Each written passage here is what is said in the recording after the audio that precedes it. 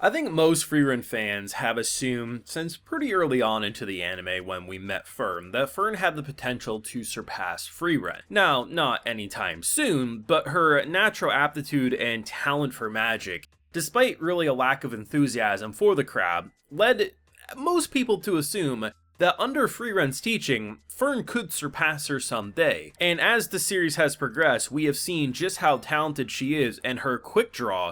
Like, there is going to be probably no one quicker at casting spells than Fern if she keeps up her training, especially under someone like Frieren. And this episode confirms, in my mind, that that's 100% true. I think there was a slight possibility that wouldn't happen someday. And that was just because we do have to consider a 1,000-year-old elf and just her natural talent for everything. It's highly likely that Fern will end up succumbing to the limitations of humans, which is a limited lifespan, and not be able to reach that someday. After this episode, no. We had basically like 8 characters ready to throw hands with imposter Frieren, and we went in with just the real one and Fern, because obviously with less people, I didn't think of it in the moment, but it makes sense once they reveal it. You know, the more people that are there, it's going to get a little crowded, we won't be able to drop our golems, it's just going to be bad times, and they need to defend all the incoming imposters that will probably try to join in on the battle, because we are at the finish line. The idea that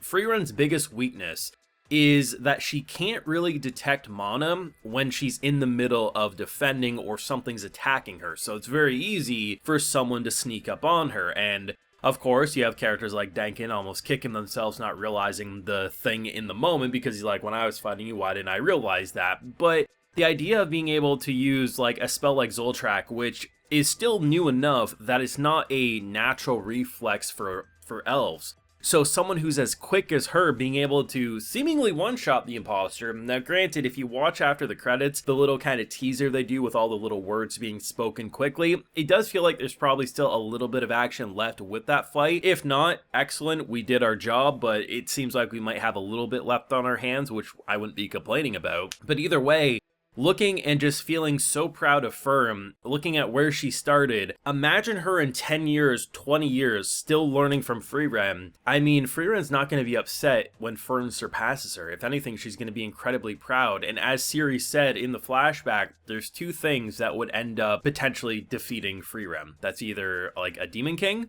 or a human. And that human is going to be Fern, and I'm very excited to see where they develop them. Of course, I have a full live reaction to today's wonderful episode over on my Patreon. If you want to see my full and good thoughts, they're over there if you're interested. We're approaching the finish line of Season 1, and I have to ask the important questions. How in the hell has this staff managed to make this show look this good for 25 damn episodes?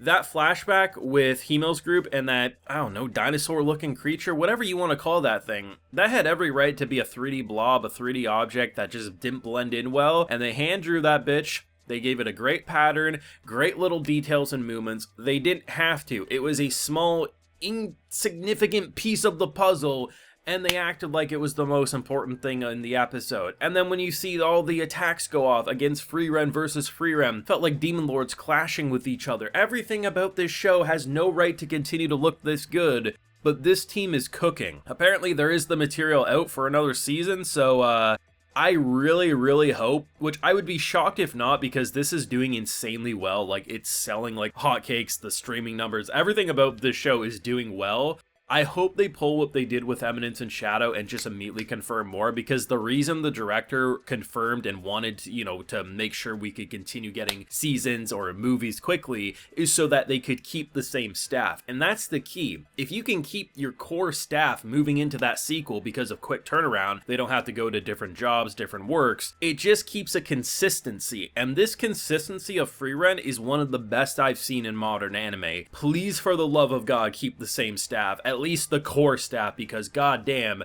they be cooking week after week, and we still got 3 episodes to go, and you're thinking you're just at the start of this anime with how gosh darn good it looks. This was a great episode, which is no surprise. We assume it's going to be good, but it's not even just like the big explosive action pieces that make an episode like this so special. I think my favorite part, hands down, is the parallel between Siri reacting to Flam's death and Frieren reacting to Himel's death. So when Frieren drops off the will of her master, right, it's pretty much being like, hey, things are going my way. Things, I worked really hard and it seems like magic is going to be incorporated and it's going to progress over time. I would appreciate it if you, the almost eternity living elf, would be able to continue on my work so it doesn't ever get pushed away, or maybe someone new comes into power, doesn't agree with it. It makes sense. And she tears that bitch up in front of her. Which is funny because Flam assumed she would anyway, and it was more of gloating like, hey, I already accomplished what I need to, but, if you want to support my work, go ahead, but if not, I'm dead and I did what I need to. It's very funny. But Ciri acts like she doesn't care. Like,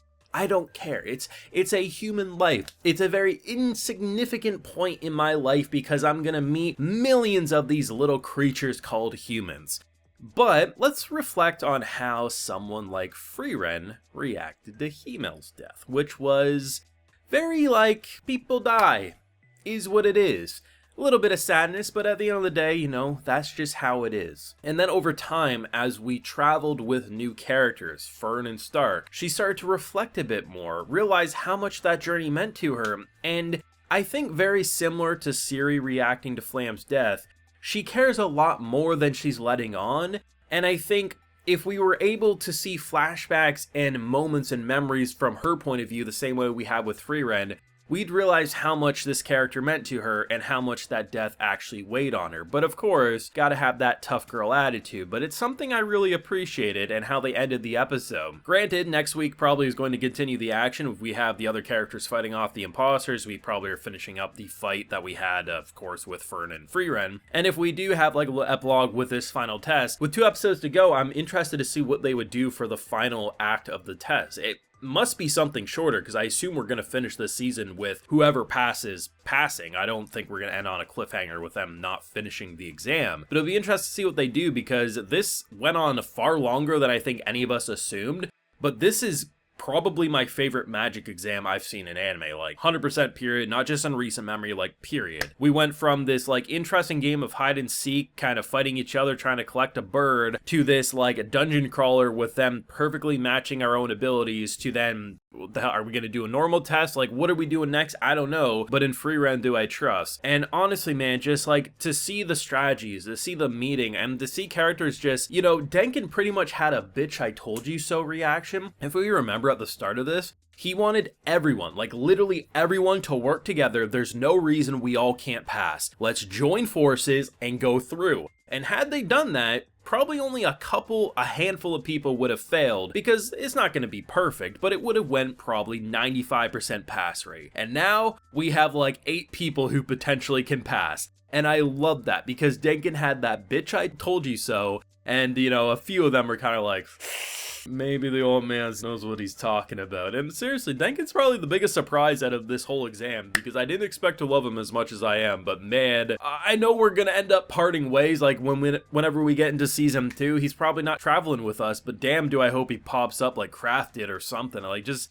show me where this man ends up going after this, and he best become the best, first class S-rank mage, because, I don't know, I feel like this old wise bastard deserves it. But either way, I think this episode confirms that Fern could someday kill Frieren if she really wanted to. Of course, she's not going to want to do that, because they're pals, they're mom and daughter, grandma, daughter, I don't even know how to explain their relationship, but I love the fact that, Fern, you just feel proud of how far she's already come and how much further her possibilities can go in the future. But let me know what you thought of this episode. Definitely one of the strongest of the exam for sure. So let me know how you're feeling down below. Leave a like if you enjoyed. Subscribe if you're new around here. Of course, ring that bell so you get notified when I upload more. And like I mentioned, we have the full live reaction over on my Patreon. And hey, while you're over there, I'll also give you a video shout out. All right, so today we got Clay Samuel, Rafael Lazaraki, Hayden, Cody Nemir, and Alexander Wright. So I appreciate the support, everyone. Please take care and have a good one.